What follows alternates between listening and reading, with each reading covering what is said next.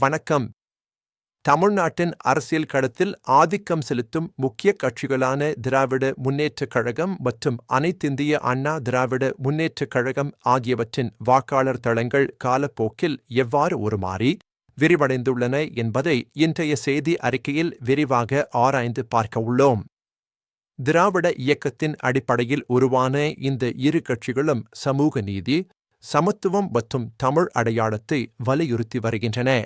1949 ஆண்டு சீரியன் அண்ணாதுரையால் திராவிடர் கழகத்திலிருந்து பிரிந்து திராவிட சித்தாந்தத்துடன் திமுக நிறுவப்பட்டது. இது தமிழ் மொழி, கலாச்சாரம் மற்றும் சமூக சமத்துவத்தை வலியுறுத்தியது.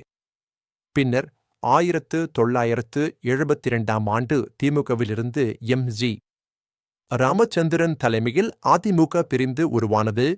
இது மக்கள் நலத்திட்டங்கள் மற்றும் தலைவர்களின் கவர்ச்சியை அடிப்படையாக கொண்டது. திமுகவின் பாரம்பரிய வாக்காளர் தளம் முதன்மையாக நகர்ப்புற இளைஞர்கள், படித்த மத்திய வர்க்க மக்கள் மற்றும் காங்கிரஸ் எதிர்ப்பு மனப்பான்மை கொண்ட வாக்காளர்கள் என அமைந்தது. குறிப்பாக தமிழ் அடையாளம் மற்றும் கலாச்சார உரிமைகளுக்கான வாதங்களால் ஈர்க்கப்பட்டனர். 1967 ஆண்டு திமுக ஆட்சிக்கு வந்த பிறகு கிராமப்புற ஆதரவை பெற்றது. மேலும் மு.க. ஸ்டாலின் தலைமையில் இளைஞர்கள், சிறுபான்மை சமூகங்கள் மற்றும் புதிய தலைமுறை வாக்காளர்களின் ஆதரவை வலுவாக ஈர்த்துள்ளது. கூட்டணிகள் மூலமாகவும் விரிவடைந்தது. தற்போது திமுக வட தமிழ்நாட்டு மாவட்டங்களில் வலுவான ஆதரவுடன் நிற்கிறது.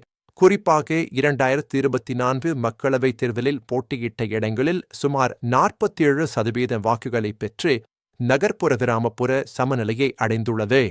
அதிமுகவின் பாரம்பரிய வாக்காளர் தளம் கிராமப்புற ஏழை மக்கள், பெண்கள், குறிப்பாக அம்மா திட்டங்கள் மூலம் ஈர்க்கப்பட்டவர்கள் மற்றும் எம்.ஜி.ஆர். ஜெயலலிதா ஆகியோரின் விசுவாசிகள் என உள்ளது. நலத்திட்டங்கள் மூலம் வலுவான தொடர்பை ஏற்படுத்தியது. ஜெயலலிதா தலைமையில் அதிமுக உச்சக்கட்டத்தை எட்டியது. ஆனால் 2016 ஆண்டு ஜெயலலிதாவின் மறைவுக்குப் பிறகு தலைமை வெற்றிடம் உட்கட்சி பூசல்கள் மற்றும் பிளவுகளால் கடுமையான சரிவை சந்தித்தது. இன்று அதிமுக டெல்டா பகுதிகளான காவிரி ஆற்று வடிவமைப்பு மாவட்டங்களில் சில ஆதரவை தக்கவைத்துக் கொண்டுள்ளது, குறிப்பாக பெண்கள் மற்றும் கிராம வாக்காளர்களிடம். மேலும் 2024 மக்களவைத் தேர்தலில் சுமார் 22.6% வாக்குகளை பெற்றது. திமுக நகர்ப்புற மற்றும் கிராமப்புற ஆதரவில் சமநிலை அடைந்து வலுப்பெறுகிறது. அதே சமயம் அதிமுக தலைமை வெற்றிடம் மற்றும் உள் மோதல்களால் தனது பாரம்பரிய தடத்தை இழந்து பலவீனமடைகிறது. இந்த மாற்றங்களுக்கு கூட்டணி அரசியல், சமூக ஊடகங்களின் பரவலான பயன்பாடு, சாதி அடிப்படையிலான இயக்கவியல் மற்றும் பிராந்திய சிக்கல்கள் ஆகியவை முக்கிய காரணிகளாக உள்ளன. தமிழ்நாட்டு அரசியல் களம் எப்போதும் மாறும் தன்மையுடையது.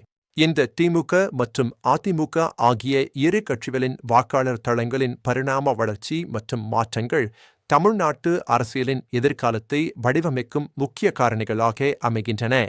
இந்த வாக்காளர் தளங்களின் மாற்றங்கள் குறித்து உங்கள் கருத்துகள் மற்றும் பார்வைகள் என்ன? கீழே உள்ள கருத்து பிரிவில் எங்களுடன் உங்கள் எண்ணங்களை பகிர்ந்து கொள்ளுங்கள். நன்றி.